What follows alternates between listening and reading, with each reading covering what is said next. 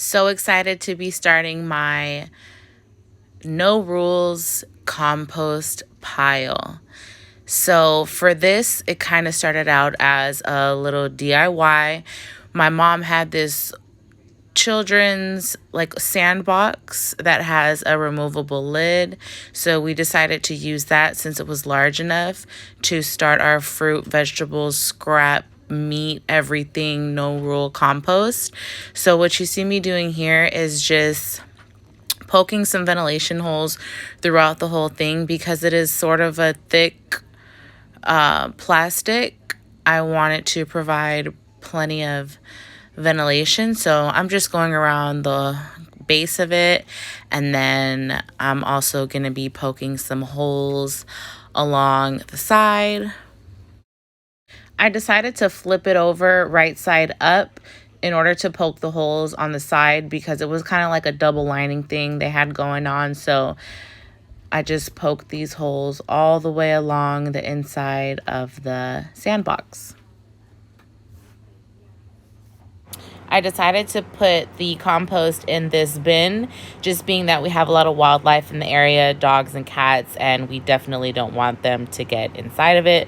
So we decided to cover it up and keep it isolated in the corner. I chopped down some excess branches off of my trees the other day, so I have a really good pile of sticks and branches. So I'm going to use that instead of cardboard like a lot of people normally use. Like I said, this is the no rules compost. So I'm just taking some branches, just breaking them up, and I'm not going to follow the 50-50 or the 20-30. It's no rules. I believe the YouTube channel that I discovered this from, it's called Red Gardening. I'm going to link his no rules compost video down below in the description box. But if you guys are interested in like modern, just different takes on things and kind of just trying to break boundaries and discover new things and experiment with this, I would definitely recommend his channel. You'll see a lot of his techniques on my channel.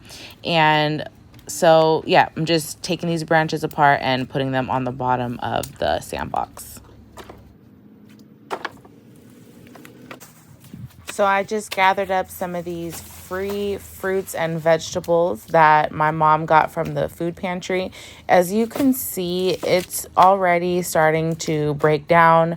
When they gave it to her, it was already really not edible. So I just thought it was a great idea to throw these into the compost pile. So thankfully they gave a pretty good amount. I mean, like one full-size wheelbarrow.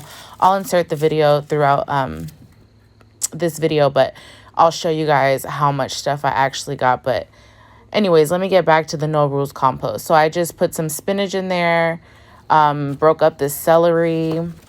I was thinking about just throwing it in there whole, but I wanted to add good ventilation, so I decided to break up the celery and just kind of toss it around there.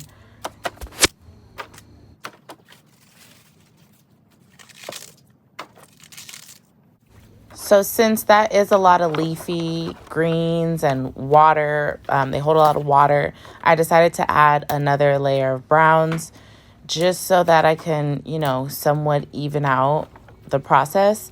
I don't want it to be unsuccessful, so I'm making sure to add browns every other layer. I do realize now, though, I'm definitely going to have to gather up some dry leaves and add it to the mixture, being that I just do not want it to become slimy or mushy. I definitely want to have enough browns in there to balance everything out.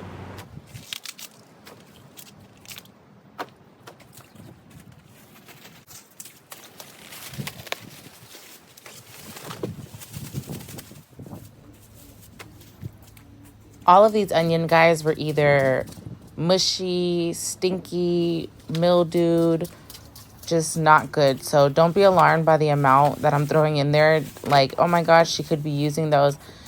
They were disgusting. You just can't really tell on camera. And my tomcat, look at him. He was like, what's in here?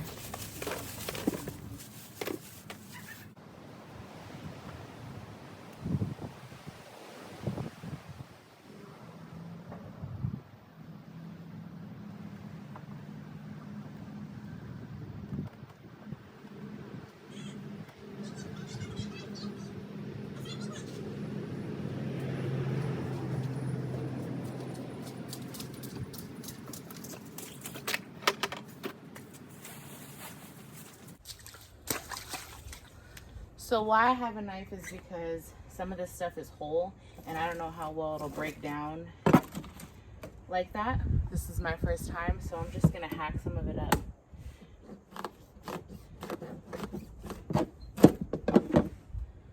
Oh, it's a squash.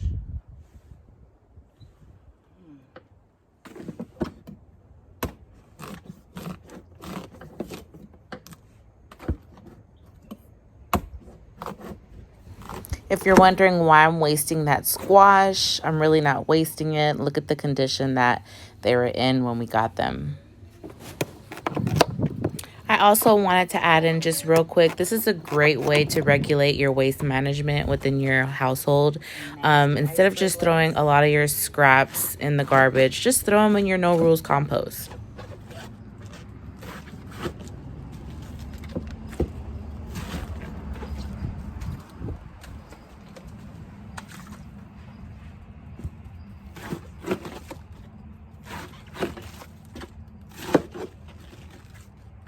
I feel like I'm making an outdoor soup.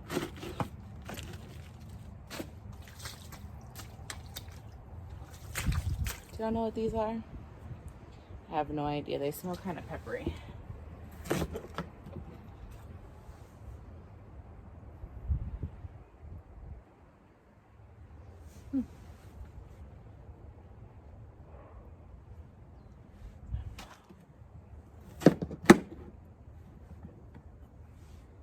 Looks like a pear almost, but it's a lot more dense.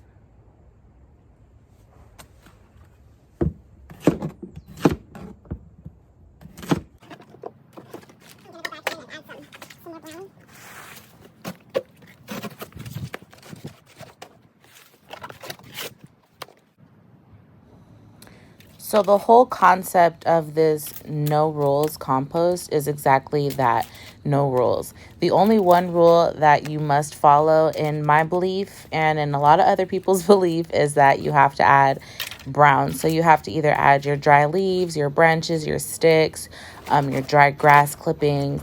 You have to balance out the process with either adding, one of the things that I just mentioned. So towards the end, after chopping up so many fruits and vegetables, I just decided to go ahead with the theme of no rules and just start adding in some whole pieces. So I threw in a couple apples towards the end and a couple, like that whole piece of corn. And I finished off the pile just with the rest of this bucket right here.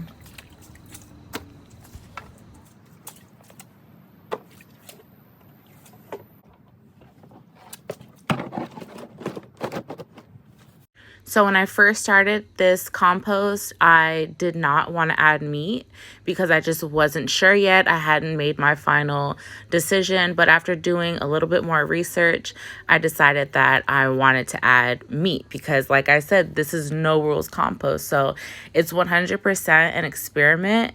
And I said, why not? So I had some leftover chicken bones and had a little bit of chicken meat on there from dinner last night and some watermelon. So I just threw it in there. So no rules. I'm going balls to the wall. Bones in the compost along with fruit, vegetables, and a lot of browns. So I'm going to be checking in on this so much because I'm so excited to see what's going to happen. So yeah, follow me along on this journey to see what happens in this turtle over the next 30 days. I hope you guys enjoyed this video. I'll definitely see y'all in the next one.